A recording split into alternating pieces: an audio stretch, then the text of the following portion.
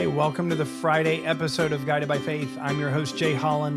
This week, we have been unpacking this middle section of Romans chapter 8 that talks about how we will suffer with the Lord, how the sufferings that we encounter are not worth comparing to the glory that's going to be revealed, not only in us, but in all of creation.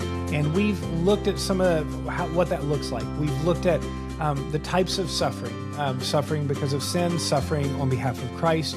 We looked at examples of creation groaning and what we can do about that. And we talked about how, you looked at some analogies yesterday of how our suffering doesn't compare with the future glory.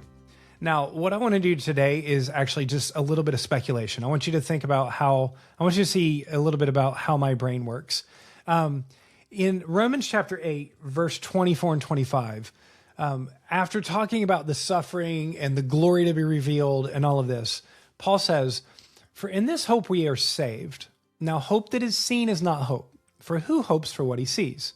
But if we hope for what we do not see, we wait for it with patience." And so, as we talk about the redemption of the world, as we talk about things that God is going to make new, I just sometimes sit and wonder, well, how's he going to do it?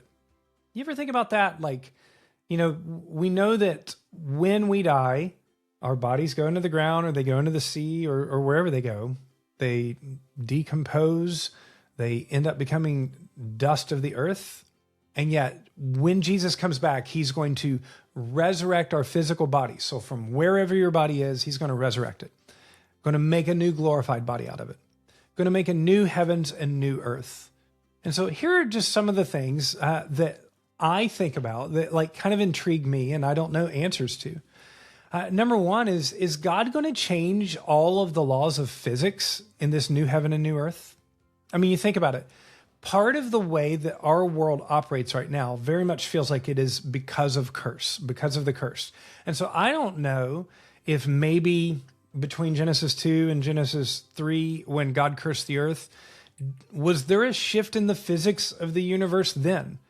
I don't know, but I know that I live in Florida and, every year we live in fear. Well, I don't really live in fear, but people live in fear of hurricanes. I know people in the Midwest of the United States live in Tornado Alley that just comes through and devastates homes.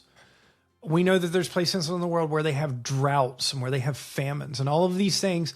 And ultimately, you could say that many of them are because of physics, right? Because of heat and water cycles and wind and all of these things. And so one of the things that I'm just really curious about is God going to change all of the laws of physics for the new heavens and new earth? Because I can't imagine one with hurricanes and tornadoes and droughts and famines. But it'd be kind of neat. Like, do you have to change gravity and strong nuclear forces and weak nuclear forces? Do you have a whole different set of physics? I think in those things, these are weird questions, but it's Friday. This is how my brain works. Bacteria, like you have billions of bacteria in you. And so bacteria come and go and they die and everything all the time.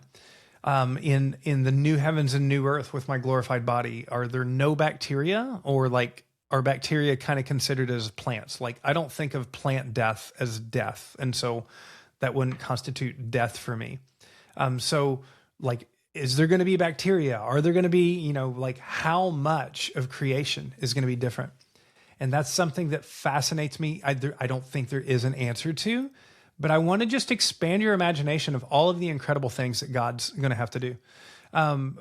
Ultimately, one of my questions in there is will we still be able to eat cows, or will plants taste like meat? Or is God going to just altogether change my taste buds to where for some reason cucumbers now taste amazing and delicious and cows have no attraction to eat whatsoever? I don't know. That's something that God gets to work out. But it's neat to think that God already has a plan for this stuff. Like, if I'm thinking about it, God has already got it worked out. And that's pretty neat. But ultimately, my question with what's God's going to do, I have a question of how is Jesus going to reconcile all things to himself? Jesus says at one point, behold, I make all things new. In Paul's Gospels, it talks about how Jesus is going to reconcile all things in heaven and on earth and under the earth. How's that going to happen? To what degree or what level does that talk about? How does Jesus take the torture and suffering that a relatively innocent child or baby or people group have walked through? I mean, I know not sinless, but not deserving of just pure evil that we see. How's God going to take that and make it good and make it perfect and make it worthwhile? How's God going to take the deepest pains that you've walked through and heal them and make it to where you say, you know what? My eternity is actually better because of the suffering that I walked through. Now, I believe he's going to do that, but I don't know how he's going to do that. But there's really good news. I'm not God, so I don't have to figure out the how. I am a follower of God, and so I'm curious and in anticipation and wondering about the how. And I'm curious you, what are your questions? What are the things that you wonder, how is God going to do this? I'm not saying I don't believe he isn't. I just can't figure out how.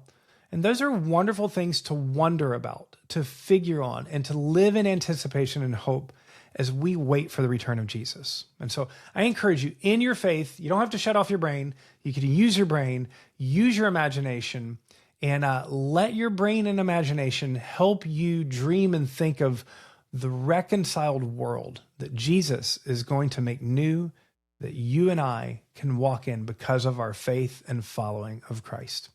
Think on that this weekend. I hope you have an awesome weekend. It's been great to be with you, and I will talk to you again at the beginning of next week. Have a very blessed weekend. God bless you.